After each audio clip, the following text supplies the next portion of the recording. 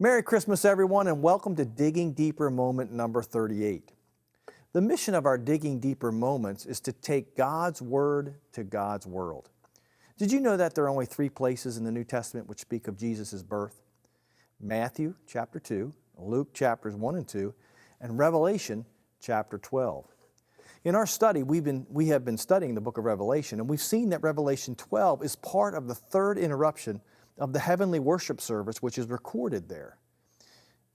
We looked at the third interruption in Digging Deeper moment number 36. If you missed that one, you can find that on our website at www.eaglesnest.ch.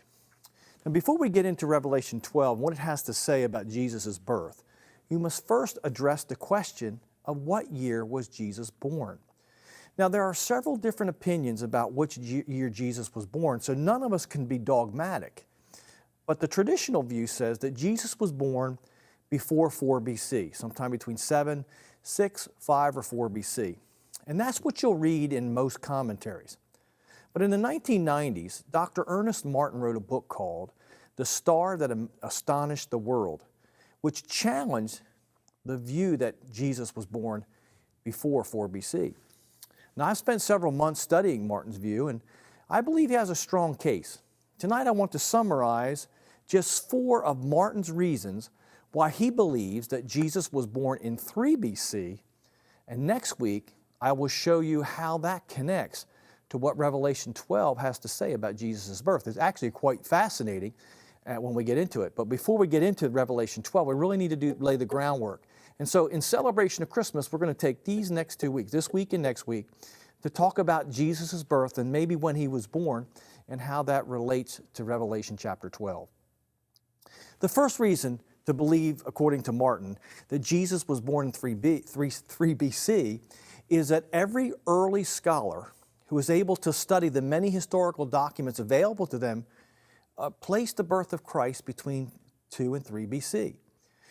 Martin writes, "There's not a single one of the Christian scholars who was able to do research at the above libraries," which he mentions the Alexandrian library, the library in Pergamus, the library in Caesarea, or the libraries, several libraries, in the city of Rome.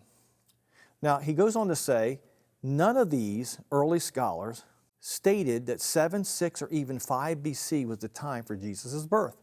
Every one of them is at odds with the modern historical opinion on this particular subject. Most of the early scholars focused on the year 3 to 2 BC, according to Martin. Now, why is this important? It's important because these scholars were not as far removed from Christ's birth as we are, and they had access to information that we no longer have access to. And so that's the first reason that he talks about in his book.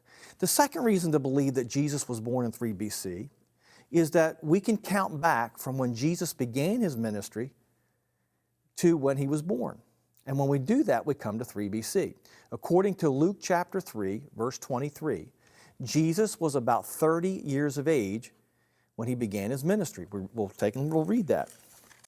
Now, Jesus himself began his ministry at about 30 years of age, being as it was the son of Joseph, the son of Heli. And then we get his lineage. The question then is this: where do we start counting back? And this is the question that Martin addressed, one of the questions that Martin addresses in his book. Now, according to Martin, he says that that year would be 2728 AD.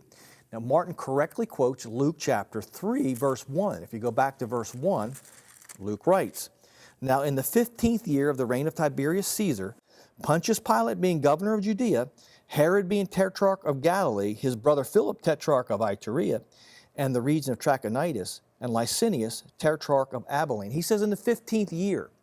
Now we know, according to Luke chapter 1, verse 26, that John the Baptist preceded Jesus by only 6 months.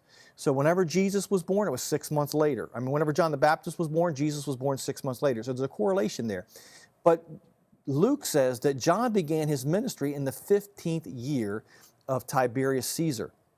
Now, according to Martin and other sources like Edwin Thiel, who have read his books about dating is one of those things where you have to study pretty in depth to really understand how they dated things. And that's one of the reasons why there's so much debate about it. But according to Martin, The first whole year of Tiberius was the month of Tishri, which was the first month of the year, our September, 13 AD to Tishri, or September, 14 AD. That means that Tiberius' 15th year would be the year 27 to 28 AD. This would place Jesus' birth somewhere around 3 or 2 BC. So that's a second reason why Martin, and he covers a lot more information in his book, and I've looked through that information and it's very sound. And so that's another reason why he says that 3 or 2 BC was Jesus' birth, which he says is 3 BC.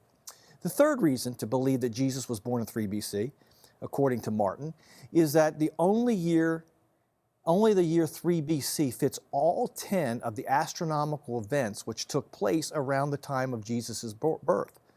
Now, Martin does a phenomenal job of listing and explaining 10 of the major astronomical events that took place starting from a month before Jesus was born to beyond when the wise men came. It's really pretty fascinating, and time does not allow me to go through those astronomical events. But let me just say that according to Martin and according to other sources, the heavens burst forth at the time of Jesus' birth with all kinds of astronomical events. And certainly the astronomers would have picked those up.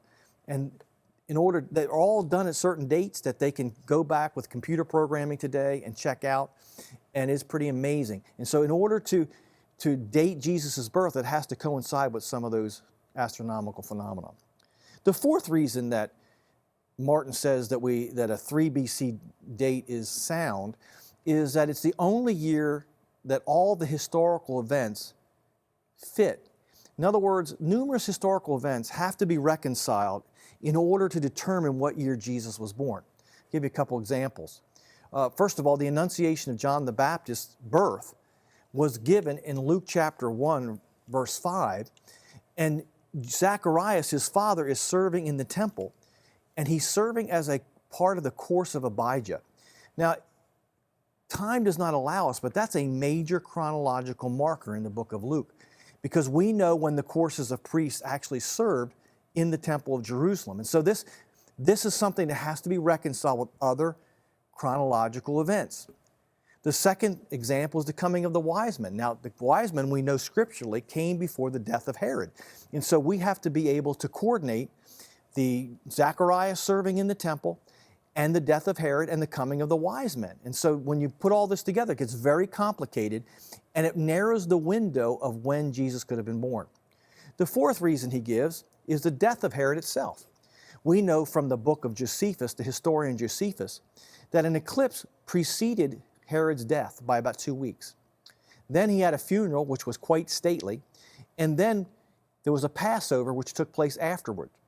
Now, according to Martin's research, there was not enough time between other eclipses that took place in other years and the actual Passover festival, which took place after Herod's death, except in 1 year, in 1 BC. And it's some of the best material I've ever seen on the date of Herod's death. So once again, now you have to tie in the death of Herod, you have to tie in the ministry of Zacharias in the temple, you have to place the wise men coming into the city of Jerusalem. It gets even more complicated, because now another thing that has to be reconciled is the census of Nereus. His name is pretty hard to say. In fact, you didn't see this, but we've tried 4 times to get me to pronounce that correctly before we got it right. But this is recorded in Luke chapter 2. Nereus was said to have been governor twice historically, and he also was involved in a couple different censuses. And so we have to be able to get the right census at the right time. And it's a very complicated historical thing. And when you tie this together with other events, it narrows down the window of when this could be. The fifth reason that he gives in his book is the reign of Arcelius. This is the son of Herod, who took over for Herod. And Josephus records, the historian Josephus records, that just a couple months after Herod died, that Arcelius killed 3,000 worshipers in the temple of Jerusalem, and Passover was canceled for that year. And that's a big deal. That's a big historical marker. And then there's the return of Joseph from Egypt after Herod's death, found in Matthew chapter 2. The Bible tells us it was during the reign of Arcelius. And that story makes a lot more sense, Matthew chapter 2. And and how Joseph did not want to go into Judea because of who followed Herod on the throne. And the final one is the War of Varus, which is the war that historians can't find. And when you take all these historical events, as well as several others, and try to move all the missing pieces together in a way that it works historically, Martin comes up with a date of 3 BC. Now, obviously, Martin's research on these events is not only sound, it's debated. I've looked at the soundness of his arguments. It's very strong arguments, best arguments that I've heard to date. Doesn't make it right. Once again, we don't want to be dogmatic, but he does a great job in his research biblically and extra-biblically.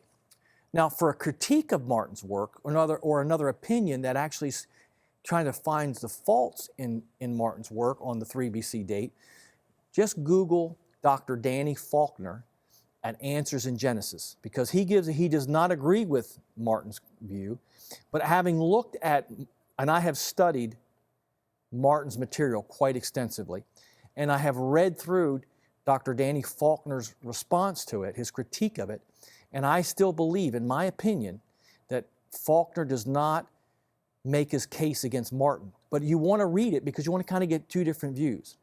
As of right now, my understanding, I believe that Martin is correct, that Jesus was born in 3 BC. And next week, we're going to see how this connects to the book of Revelation, chapter 12, because what it has to say about the birth of Jesus could have only happened in 3 BC. I look forward to seeing you next week. If you've enjoyed this lesson, please share it with a friend. We'll see you next week.